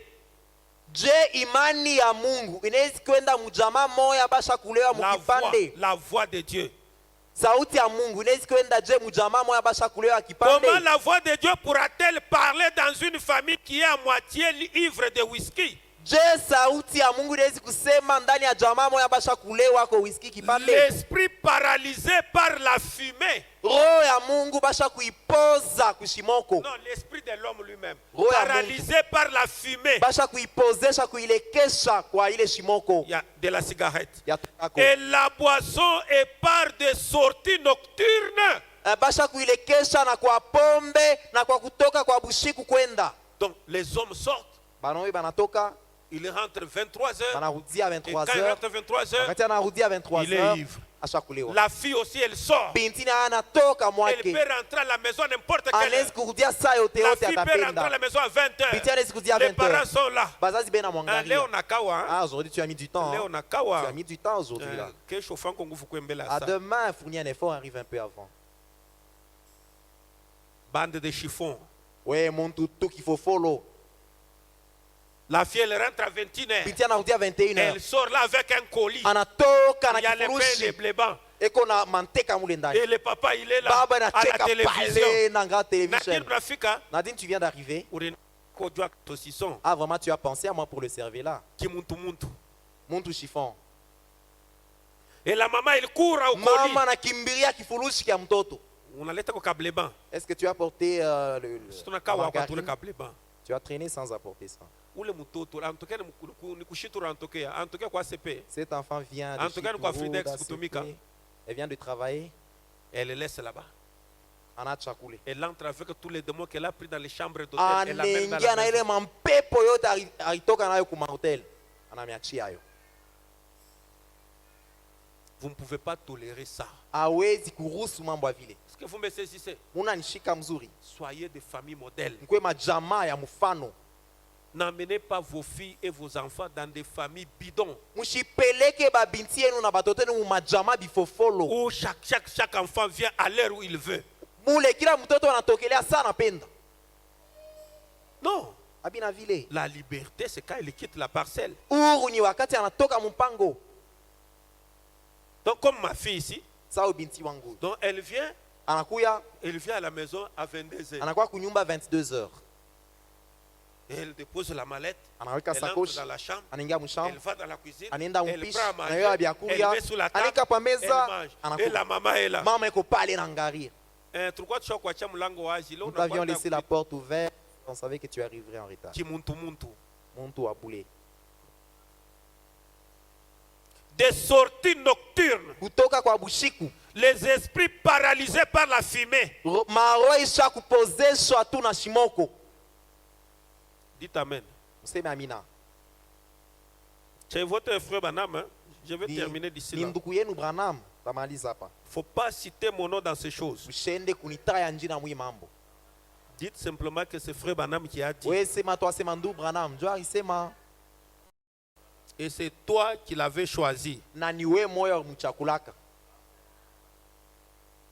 Ce n'est pas mon problème. Il a inyangarie. Moi, je répète. D'abord, vous avez de la valeur plus que moi devant Dieu. Moi, je suis un serviteur de Dieu, mais vous êtes les enfants de Dieu. Regardez un peu les postes, la position que vous occupez. Moi, je ne peux pas faire de compromis. Dans les messages de l'ordination, paragraphe 50. Suivez très bien. Vous voyez une prostituée dans la rue. Vous savez ce qu'elle est. Regardez la façon dont elle agit, dont elle s'habille. Vous la reconnaissez. Mais bandumba bayi wakati ya leo. Les prostituées d'aujourd'hui, qu'est-ce qu'elles ont comme tresse? Parce que bandumba bazamani banazaka baoneaka à partir ya nywele wakati ya Paul. Les anciennes prostituées étaient reconnues par leur chevelure. Les prostituées d'aujourd'hui, comment elles sont à la tête? Répondez. Hein? Kukunini? Beko bandumba bale banagala na ribala.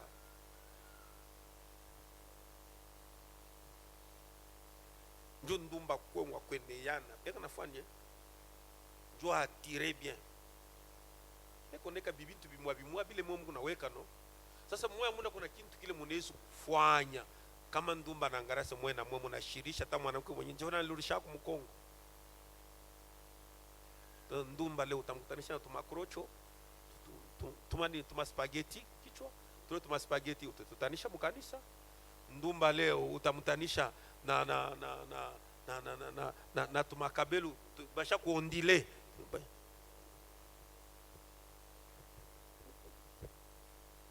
Mishikalela kajilu.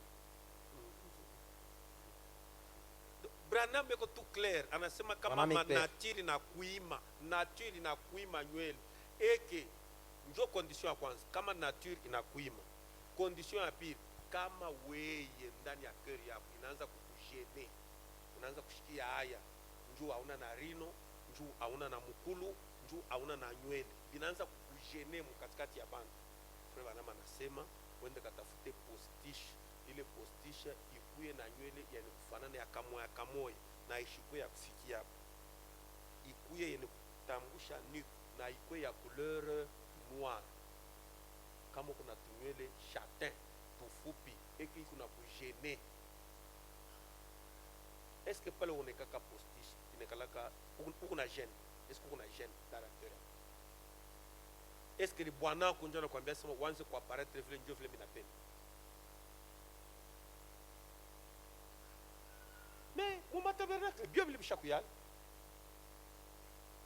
utebiona kwa pasteur, utebiona kwa diacre, utebiona kwa huissier, utebiona kwa administrateur, unotandesha ma spaghetti kukule, utatanisha manani maondilation ikukule. Kenye kinaokoa ni ujumbe ile we moya uriamini. Le salut vient du message que toi-même n'ayez pas l'apparence des païens. D'ailleurs, c'est la Bible qui le dit. Mais tout le nous lisons ces histoires et les gens sont toujours qui chwangu vous m'en paie pour m'chafu. Vous allez mourir précocement si vous n'arrivez pas. Si vous n'arrivez pas à vous conformer. Même des femmes de prédicateurs, des femmes de diacres, la sœur Kakichu, et la chevelure est tellement, ça devient macrocéphale. Et la tête reste micro.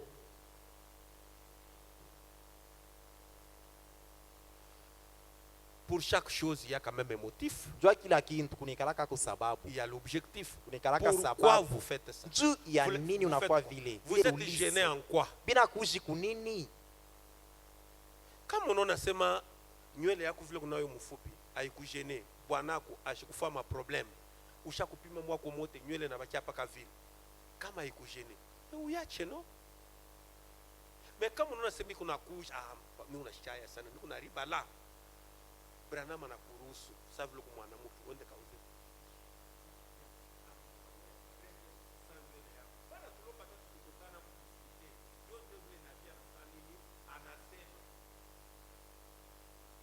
Ibi mwo mkuneke ibi William Rashibi yuwe ni bienu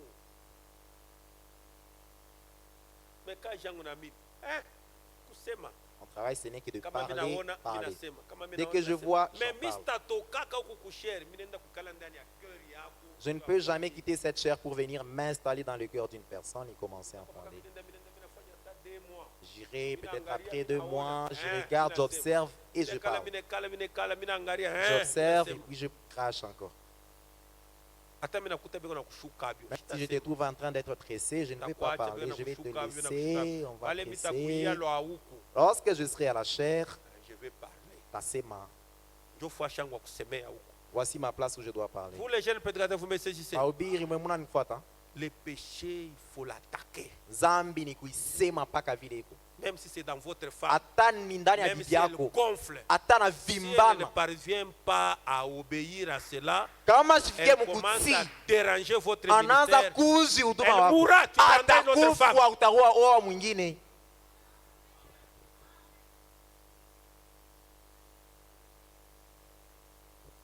Il y a combien de femmes qui chôment? Il prie chaque jour ici. Oh Dieu.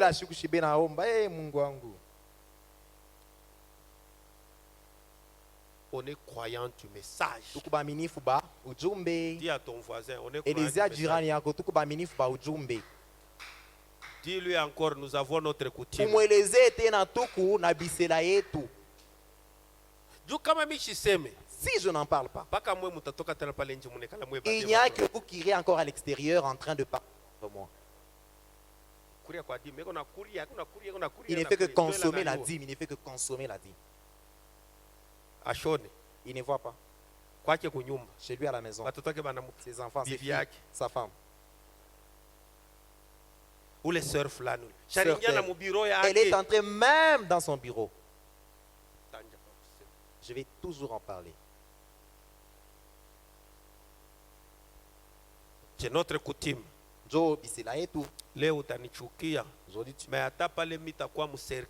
Même quand je serai dans un cercueil, tu vas commencer à passer, tu me regardes ici, en train de secouer la tête. Ce monsieur me disait vrai. Aujourd'hui, tu peux me détester. Suivez. Vois-t'en. Vous voyez une prostituée dans la rue?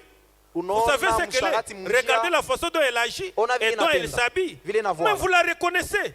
Mais une chrétienne ne devrait pas faire ça. Si vous voyez un endroit par ici et ça dit magasin de vin, magasin en pombe et spiritueux, na yakiro des vins, ya pombe, du whisky, ya vinyo et tout. Vous savez ce que c'est?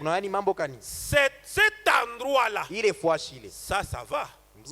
La danse, les balles, les balles, et tout.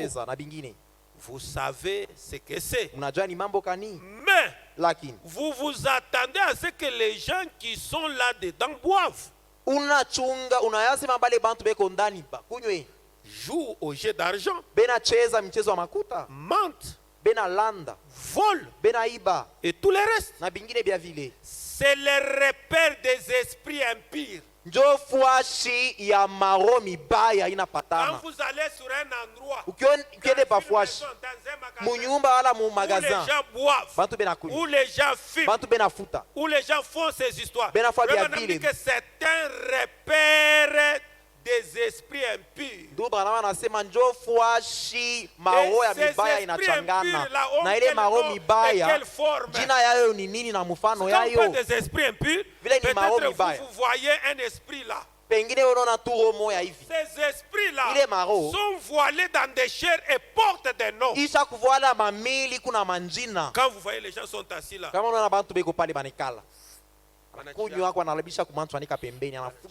il faut achiller. Cet endroit-là. C'est un milieu où il y a des esprits impies. Et ces esprits-là portent des habits, des pantalons et des ketchs assis dans et portent des noms. Maintenant on te voit toi un frère. Donc quand nous avons besoin de chercher un démon, c'est dans les cabarets, c'est dans les magasins où on vend du whisky. Vous trouverez là des mauvais esprits. Et ces mauvais esprits portent le nom des frères. Dites Amen. Pour terminer, dans le message de l'unité, demain nous viendrons juste pour prier. Ça sera juste la prière. Vous venez, vous vous mettez à genoux, on exhorte un tout petit peu et nous restons tout le temps à prier. Donc, à 16h30, ça ne sera pas le début de la réunion. Ça sera le début de la prière. Donc on monte ici à la chaire. Tout ce qu'on va faire, ça sera lié à la prière. Et nous devons regarder au chrono, nous resterons 1 heure du temps à genoux en train de prier. Nous tous. En commençant par moi-même. Dans le message de l'unité. Paragraphe 116. Il y a longtemps, ici dans l'Indiana, des garçons qui avaient été élevés dans une ferme. Ils étaient pauvres comme tout. des garçons de ferme. babiana bakuferme mashamba Ils avaient grandi ensemble. balikomeaka pamoya Et un jour, siku moya l'un d'eux se maria. moya akaoa Quelques jours après, l'autre se maria. masiku chache mwingine akaoa Et na l'un yeye. d'eux se rendit en ville pour y vivre. moya akaenda mutauni njoo kuishi mu Et il s'est mis à jouer à l'argent akaanza kucheza michezo ya sur makuta les marchés financiers, kuile mchezo wa à makuta s'éloigner de l'enseignement akaanza kwenda mbali na mafundisho reçu dans son ile enfance. alipokea kubutoto Il yake suivit une mauvaise voie akafuata njia mubaya et il joua à cela et accumula tellement de richesses akacheza kuile michezo akapata mali mingi qu'il devint finalement un multimillionnaire. akapata makuta mingi mamilion Mukucheza carte, en train de jouer au jeu de cartes mukucheza jeu de bingo, cheza biko mukucheza. Je vois encore un autre jeu là qui passe à la télévision. Si c'est un Bex, si c'est un Ibex, si c'est Wazin Bex. Mnayua? ile ingine inapita say one is best Qui connaît ça, levez un peu la main. nani anayua ile mchezo la mshaka mkono Ah. Vous jouez aussi ça? unaicheza amwe Ils sont devenus des millionnaires. banakuwa banapata Pas millionnaires, mamilioni multimillionnaires. ba multimillionnaire Et il a déménagé à Chicago et s'installa sur l'une des routes principales anama ku Chicago kuikala et pakali se construisit un palais. akayenga pale mwa munene Hapana hii manyumba tunayo na mweya. non pas le genre de maison que nous avons vous et moi hein. Mule munyumba muku mkuku, muku Cette bambuji, maison, la même maison, il y a des bambata, poules, il y a des chèvres, des canards. bito ebeko ne bichungia mushamba à coucher. Les Mandakala yote poissons bashaka salés kufutika sont dans la mushamba. Aina ile chambre, les manyumba frétins muku toujours nayo. avec vous. Pas ce genre de maison. Bito est bito mushamba. Est-ce que les poissons salés peuvent rester dans la chambre? Mais njoo ile manyumba tunaishi na mweno. Voilà le genre de maison dans lesquelles nous vivons. Shaka beba bitoyo ndakala. Les poissons, les frétins dans la chambre à coucher. Bito binegala gapi? Où doivent rester les poissons Binegala salés? gapi mama Sara? Reste où, Mama Sarah? Mon magasin mon piche. Sasa chez magasin yote ni mumbumba na mukimufuko ushaka bitoyo mu manani ushaka. Et oh tuna maisha bien. Nous avons une bonne vie. Maisha bien unalala bitoyo mushambre Une moyo. bonne vie avec les poissons salés dans ta chambre. Unatoka mangwa yote kuna nunka.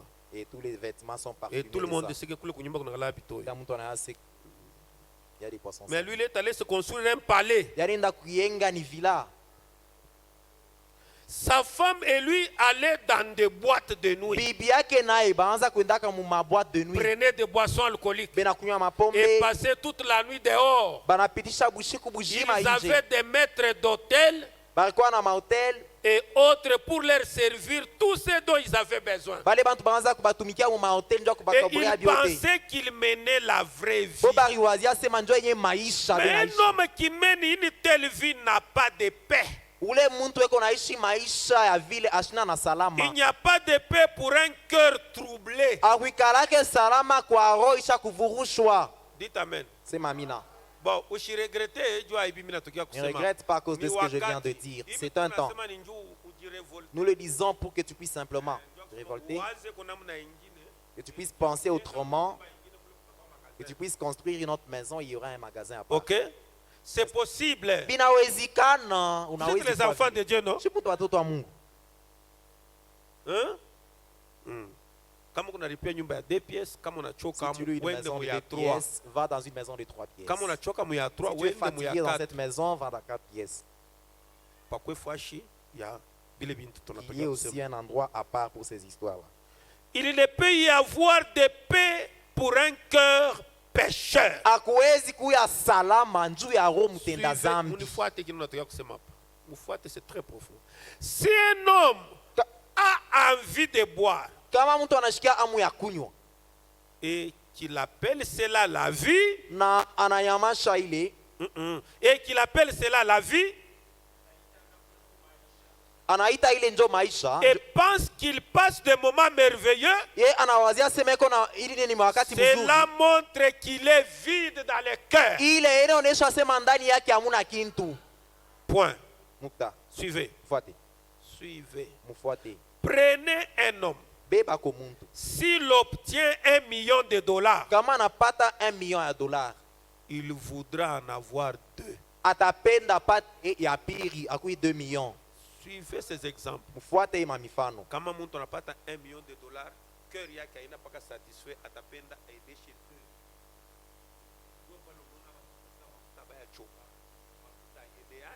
L'argent n'est jamais suffisant.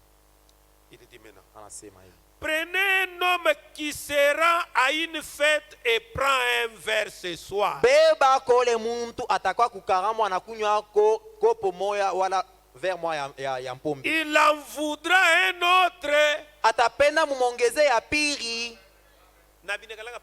Ça a toujours été comme ça. Nous ne buvons pas. Oh Ndoko, c'est juste une fois ni kukaramu. Tu ne vas pas boire plus. Anabeba anakunywa kamoya. Anachemuka.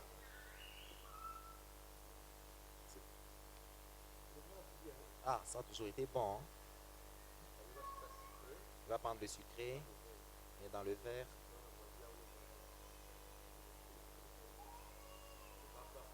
Nous sommes dans l'église. Il y a des frères ici. Verse-moi ici en dessous.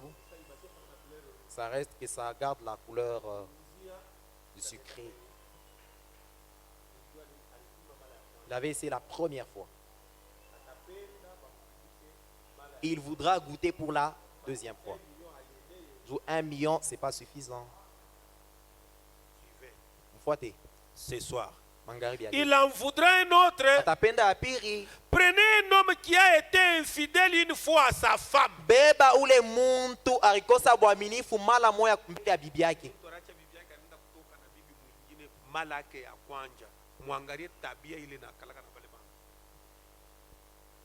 Qui a été infidèle à sa femme une seule fois. Ashikwe na bwaminifu mala moya mbele ya bibi yake. Il laissera une deuxième fois. Atenda kufanya tena ile tendo mala ya pili. C'est comme ça que ce péché.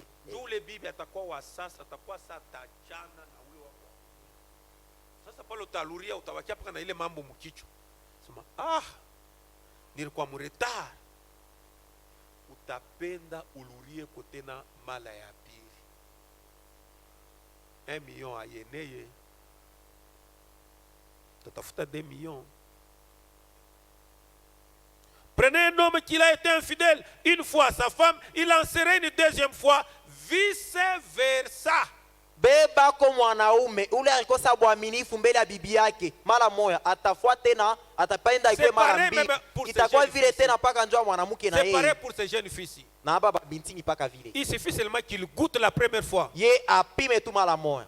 Il cherchera la deuxième fois, la troisième fois, et puis la grossesse, et puis il Kisha, sera une poubelle. Mimba, Et c'est pareil aussi pour une femme mariée. Dès qu'une femme mariée il quitte, il va aller goûter un autre homme à l'extérieur. C'est là où on appelle mwanamuke anafanya nini? Anatomboka. La femme s'est révoltée. Elle s'est révoltée de quoi? Elle est allée goûter quelque chose qui a mis dans sa tête que c'est différent de son mari. Mais en restant maintenant longtemps, il va maintenant se rendre compte que ah non, les choses sont presque les mêmes. Tu vas te rendre seulement compte. Le diable m'a seulement trompé contre ma femme. Shetani ananilanda tu mbele ya bibi yangu. 1 mois, 2 mois. Mkuikala na huyu mwingine mwezi mmoja. Donc c'est exactement comme ma femme. Ipaka sa bibi yangu. Quand un homme a 1 million, il voula 2 millions. Wakati mtu eko na 1 million atapenda baongeze ya pili. Vice versa. Vous voyez, c'est quelque chose. Imambo. Il n'est jamais satisfait. Ye ashiatoshekaka. Il peut avoir $1 million en main, ou 10 millions en main. Voilà 10 millions. Il se couche la nuit avec sa cuite. Analala bushiku. Mwenye kulewa. Il se lève le lendemain opprimé. Analamuka busubuhi asha kufadhaika. Sous l'effet de cauchemar. Chini ya ile mandoto ya mubaya. Kama ushakulewa. Njoo unaona kama mtu ashakulewa eko aya! Il crie. Il voit des cauchemars. Inaona mandoto ya boka. Anaweza kulamuka pake vushiko anaanza maproblème kwa bibi yake. La nuit commencer à attaquer sa femme. J'ai vu, tu avais un couteau voulant me poignarder. Kumbi pali lindoto ya boka. Et avec l'esprit troublé, Naro inavurushwa. vous appelez cela la paix. Unaita njo Ce n'est salama. pas la paix. Aina salama Mais un ile. homme peut suivez, un homme peut manquer même un oreiller sur lequel reposer sa tête. Muntu anezi kukosa ta oreille ya kuwekea hapo kichwa yake. Il peut manquer même une bonne paire de souliers. Muntu anezi kukosa ta kilato Ou kizuri. manquer les moyens d'offrir un bon repas chez lui. Wala kukosa ta makuta kuacha vya Mais kulia si kwake. Dieu règne dans son cœur, Lakini kama Mungu eko ndani ya roho yake, il va au lit heureux erinda kukitanda na furaha. et se réveille heureux. Inalamuka na furaha. C'est une paix durable. Ni salama C'est inakawia. quelque chose que Dieu accomplit. Ni kitu Mungu eko natimiza. Est-ce que quelqu'un peut dire Amen? Mtu anasema amina. Que le Seigneur vous bénisse. Bwana mibariki. On peut se tenir debout. Naweza simama. C'est pour cela Ndio kwa maana il y a certaines portes, il ne faut pas les ouvrir. unaikaraka milango ingine hapana kuifungula.